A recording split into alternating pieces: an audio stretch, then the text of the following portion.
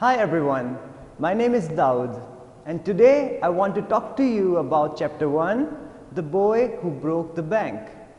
Now I know some of you might have missed the classes, so we have brought for you the revision classes. Ready, set, let's revise. Alright, here we go. Chapter 1, The Boy Who Broke the Bank, a story by Ruskin Bond. So we are going to see important points that we need to keep in mind, points to remember.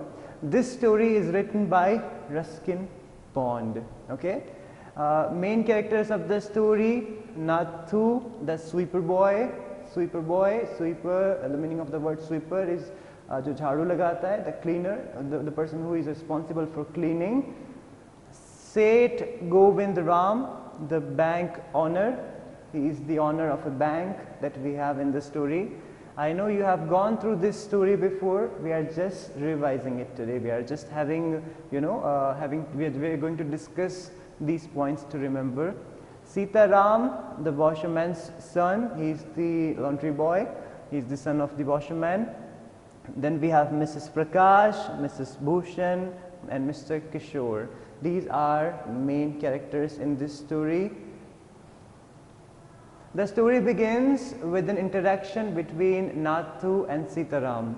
So the story began, this boy Nathu, who is a sweeper, he had a conversation with his friend Sitaram, who is a laundry guy, who is the son of the washerman.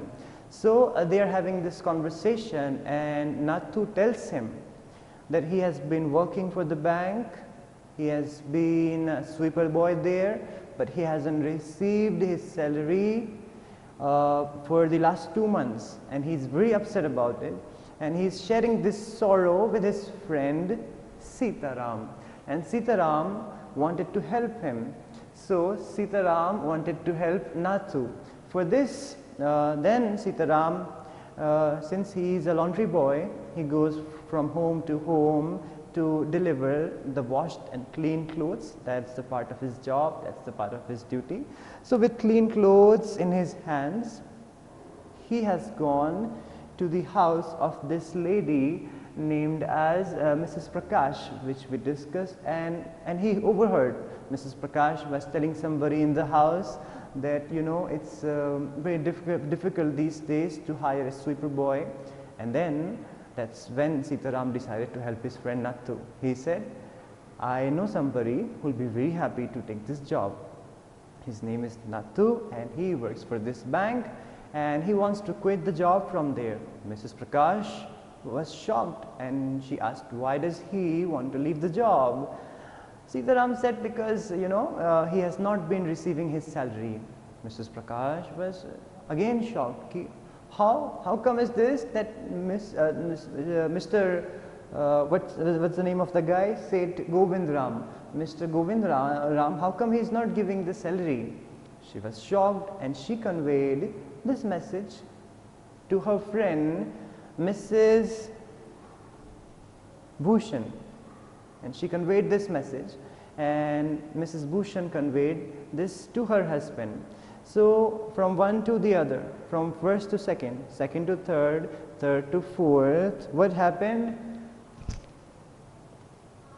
Ladies spread the word. So everybody knew about it, what was going on, and when the information was passing from one person to the other, everyone kept on adding some of their own mirchi masala.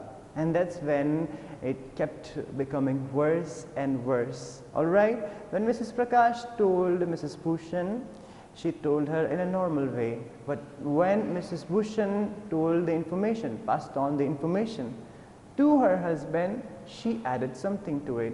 Instead of 2 months, she said 3 months. For 3 months, the boy hasn't received his salary. And then the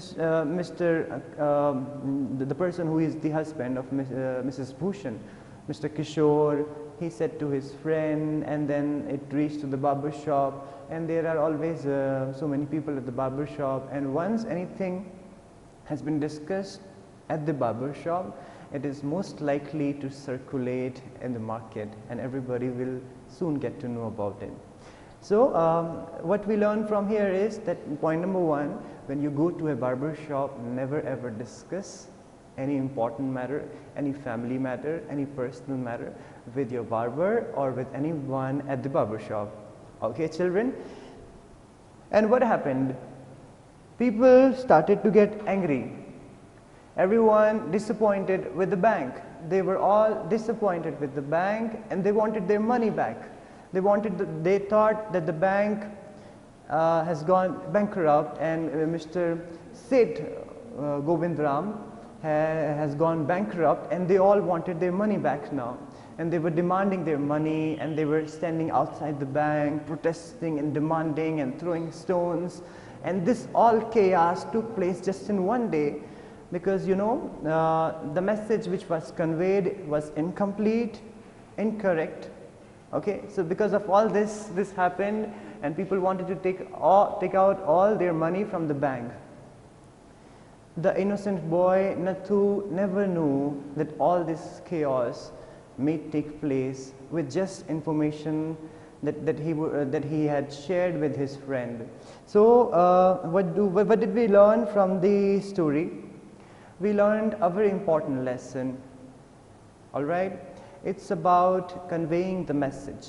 When you convey a message, it should be concise, clear and complete, because the message that you have conveyed, the message that you are going to convey, if it is not complete, if it is giving the wrong information, it may create confusion in people.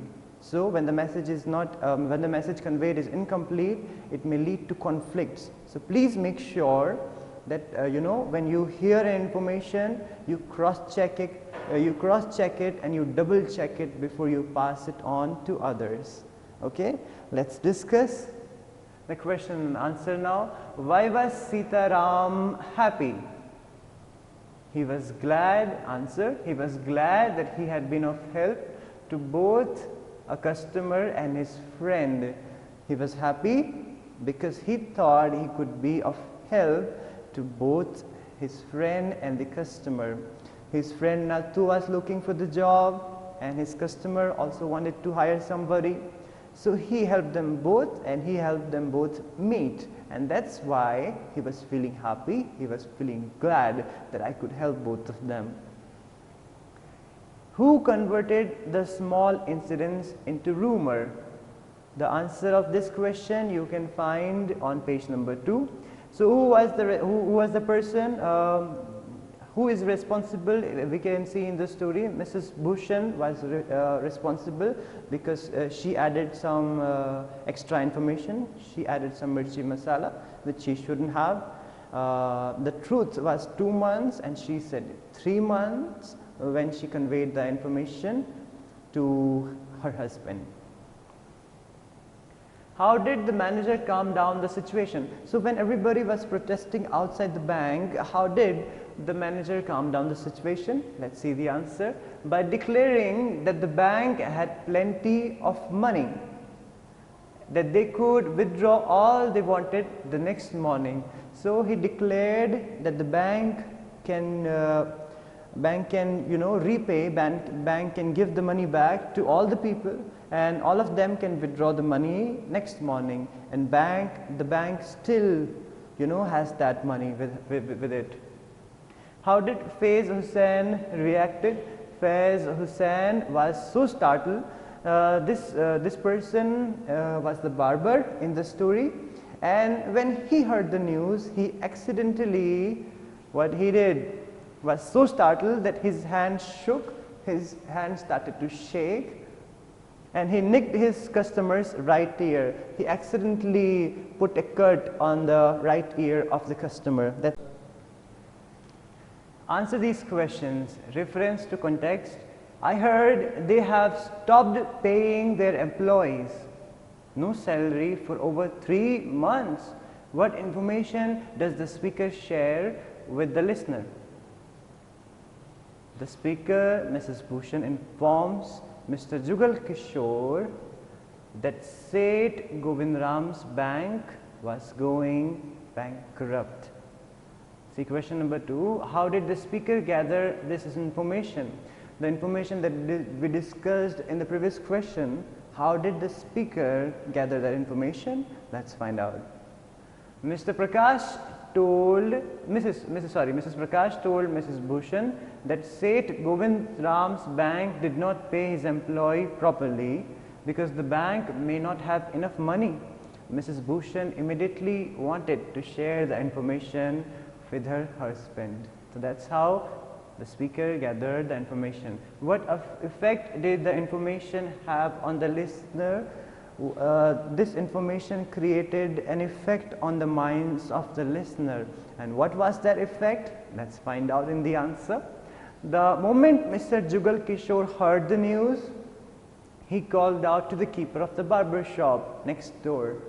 So, as he got to know, he instantly passed on this information to the owner of the barber shop, to the keeper of the barber shop. Why was Nathu, the sweeper boy, annoyed? We see in the beginning of the story, this boy Nathu is annoyed, he is disappointed, he is sad. And why he is sad? Let's find out. Nathu, the sweeper boy in the bank, was annoyed because he had not even received his regular pay for 2 months. How did news about the bank change from Mrs. Prakash's telling to Mrs. Bhushan's? How did the news change? You know the exact news, but it got changed later. How did that happen? Let's find out. Mrs. Prakash informed Mrs. Bhushan that Seth Govindram's bank was not being able to pay its employees, including Nathu, for 2 months. Mrs. Bhushan concluded that it must have gone bankrupt. So it was the conclusion, personal opinion of Mrs. Bhushan that the bank might have gone bankrupt. She then told her husband and others that the bank had not paid its employees for 3 months. The information was for 2 months and there was nothing like bankruptcy. But she said 3 months and she added bankruptcy. This is how the news about the bank changed from Mrs. Prakash's telling to Mrs. Bhushan. So here we have finally received the answer of the question. How did the barber and his customer react to the news about the bank? What words in paragraph 17 tell you that the customer was more worried about his money than his injury? So there was a scene in the story when this barber had received the news, his hands started to shake and he accidentally cut the right ear of the customer. And the customer is not worried about the injury, he is more worried about the money that he has with the bank, because he thinks that the bank is going bankrupt, which is a lie, which was complete false. Faiz Hussain, the barber was startled to hear the news about the bank, that his hands shook and he nicked his customer's right ear. The customer, an elderly gentleman, yelled with pain and distress. Pain because of the cut and distress because of the news he had just heard. With one side of a neck still unshaved, he ran out of the shop to general store where there was a telephone. This line shows that the customer was more worried about his money than his injury. What incident in the story reflected the madness of the town at its peak? So in the story, when we were going through the story and when we revised the story, we got to know that the whole town went crazy. And why did that happen? And can we try to find out the level of it? So let's see the answer of this question. The incident of the entire town gathering at the bank and demanding their money, threatening to break, and reflects the madness of the town at its peak. So they were all angry and they went mad with anger. Mischief makers who had no investment in the bank had also joined the crowd. People who didn't have any account, any money with the bank, they also joined the crowd for protest, and they started making the mischief, because that's what mischief makers do. They are not good people at all. How did the manager from the bank clarify the situation? The manager tried to pacify them by declaring that the bank had plenty of money. Nobody seemed to believe him. He was trying to make everybody understand that the bank had plenty of money, but nobody was ready to believe him. They became violent and started throwing stones. This frenzied mob was ultimately dispersed off by timely police action. So police also reached there, and everything was under control then. In your opinion, who was truly responsible for breaking the bank? Was it Nattu, Sitaram, the bank clerk, Seth Govindram, or the town? Give reasons for your answer. So you have gone through the story twice, okay? That day also and today also. So according to you, who is responsible for breaking the bank? Is it Nattu, or Sitaram, his friend, or clerk in the bank, or Seth Govindram, the owner of the bank, or the entire town? Let's see what you have to say about this. It was Nattu who was responsible for breaking the bank. Nattu had complained to Sitaram, the washerman's son, about the irregular payment of his salary. In his idle conversation with Mrs. Prakash, Sitaram mentioned that the bank could not pay its employees. Mrs. Prakash informed her friend, Mrs. Bhushan, who immediately concluded that the bank had gone insolvent. From Mrs. Bhushan, the rumor spread across the town like wildfire. So this is it for today. Thank you for joining me. I'll see you very soon again. God bless you. Now I want to talk to you about the poem, The Lost Dances of Cranes. This poetry is written, this poem that we are going to talk about is written by Juliet Wilson, and let's see what she has to say. Your fields are empty now, only your ghosts dance, while cranes of other kind dance cities into being. Crane is a kind of a bird. So the poet Juliet expresses her sadness, her sorrow about that their fields are empty now. On the fields where these cranes used to dance, they are empty now. And on those fields, we have other kinds of cranes. The cranes that lift off, that machinery crane, you know about that? Yes, you do know about it. That lift off the heavy stuff. So instead of those cranes made by God Almighty, the cranes, the birds, who are very beautiful. Instead of those cranes, we have the machinery cranes now working on the same field. This is the sorrow that the poet wishes to share with us. All that remains of you are a fading crackle of your energy and some grainy video footage. So these beautiful birds, these cranes, they are very energetic birds, and they are very beautiful to look at. And those people who have the first-hand experience of being around them, or to be able to see them live, it's a mind-blowing experience. But unfortunately, that is fading now, because they are not there on the fields anymore. Their homes have been destroyed. Their homes have been the victim of destruction by human beings, as we human beings are using our machinery cranes and cutting down the forest and changing the grasslands into industries. All right.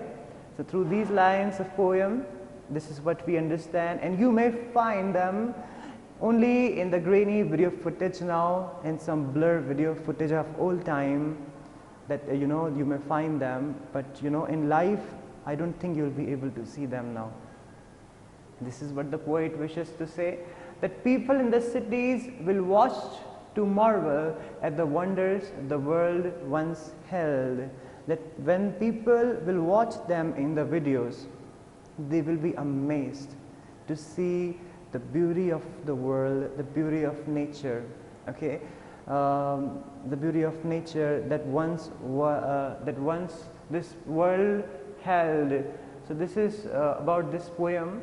This is how Juliet Wilson conveys the message, that she's sad, and this is what she's feeling, that this shouldn't have happened. She wanted that the place of the cranes should not have been taken from them, which we human beings have done. So we are going to discuss the question and answers now. Ready for the question answer? Let's begin. Question number 1, read the given extract and answer the questions. All that remain of you are a fading crackle of your energy and some grainy video footage. I repeat, all that remain of you are a fading crackle of your energy and some grainy video footage. Who is you in the above lines? Okay, here the question is asked, who is you? Here we see you. This you has been used for who? The speaker is addressing the cranes. The speaker is addressing the cranes, and for cranes, the speaker, Juliet Wilson, she's addressing the crane. She's trying to talk to them, and that's why she has used you. That's why she's saying you here. What does the word remain signify? Here we see the word remain. What does it signify? The word remain points out to the diminishing number of birds. Okay. Juliet Wilson, the word remain points out to the diminishing number of birds. Birds are diminishing. These birds, cranes, they are diminishing day by day and day by day. For that, this word remain has been used here. Can city dwellers cherish the dances of cranes? Let's see the answer. No, the city dwellers were unable to cherish the dances of cranes. Short answer type questions. Who is being addressed in the poem? Are they present or even alive? How can we tell? Who is being addressed in the poem? We talked about the poem a few minutes ago. I hope you will be able to answer this question. Let's find out the answer. The speaker is addressing the cranes. The word ghost indicates that they are already dead. The word ghost, you remember in the first stanza, she said ghost. She meant that the cranes, the birds, are already dead. There are two dances mentioned in the first stanza. Which are they? What does each of them represent? In the first stanza, we see two dances. And what are they? Well, what are they about? Let's find out in the answer. The two dances refer to the dance of the birds that could once be seen in the fields, and the dance of the urban machines that are used in constructing cities. So it was about cranes, the birds, and the cranes, machines used for construction work. So the two dances belong to two different kinds of cranes, machinery crane and birds. Okay. The birds dance represent the beauty of nature, while the machines represent the destruction of this beauty. So it's it's very ironic here. The birds dance represents the beauty of nature, and the dance of the dance of birds, cranes, represents the beauty of nature, while the dance of machinery cranes represents the destruction of this beauty. What is left of the cranes which used to dance in the fields? Do the words all that remain indicate that a lot remains or that very little remains? What is the condition of what remains? We saw a line that said all that remain. So this question is about it. All that remain means a lot remain or very little remain? Let's find out the answer. Fading crackle of energy and some grainy video footage are all that is left of the cranes. The words all that remains indicate that very little is left of the cranes, and the words fading and grainy tell us that those remains are in very poor condition. So we found out that there are very few cranes left in this world, and those who are alive, they are in very poor condition. Who listens to the poor quality audio video material? How do they react to it? Is there a big contrast between their reaction and the speakers? Let's find out the answer of this question. The people in the new cities watch the videos and marvel at the beauty of the natural world that the cranes inhabited. In contrast, the speaker mourns the loss of the cranes and the rest of the natural world. So the speaker is mourning for the loss of cranes and for the loss of all the natural things which were present in the world in the past time. Long answer type question. Why has the poet used the phrase once held in the poem? Does that convey a message? This phrase was used at the end of the poem. Why did the poet use it? Let's find out the answer. The poet has used the phrase once held for the lost dances of the cranes that could once be seen in fields but today are nowhere to be seen.